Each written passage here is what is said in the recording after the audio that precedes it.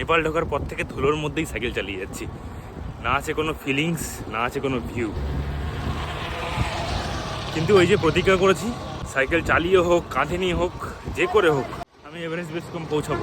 Good morning সবাইকে। Riding day 11, Bay of Bengal to Everest base camp. এই মুহূর্তে রয়েছি নেপালে। গতকালকে ভারতীয় বর্ডারে একটু সমস্যা হওয়ার পরে যাই হোক কোনো রকমের সমাধান করে আমি নেপাল ঢুকতে সক্ষম হই এবং প্রায় 25 থেকে 30 কিলোমিটার চালিয়ে ভিটামোড বলে একটা জায়গায় ছিলাম এবং সেখান থেকে আজকে সকাল 10:30 নাগাদ শুরু করে এই মুহূর্তে আমি এশিয়ান হাইওয়েতে এসে পড়েছি এবং এশিয়ান হাইওয়ের অবস্থা খুব খারাপ।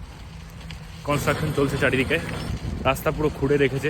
তবুও এগিয়ে যেতে হবে। আমার এখান থেকে আরও 260 কিলোমিটার যাওয়ার পরে একটা জায়গা আসবে এবং সেখান থেকে অ্যাকচুয়াল এলিভেশন গেইন শুরু হবে টুয়ার্ডস এভারেস্ট বেস ক্যাম্প।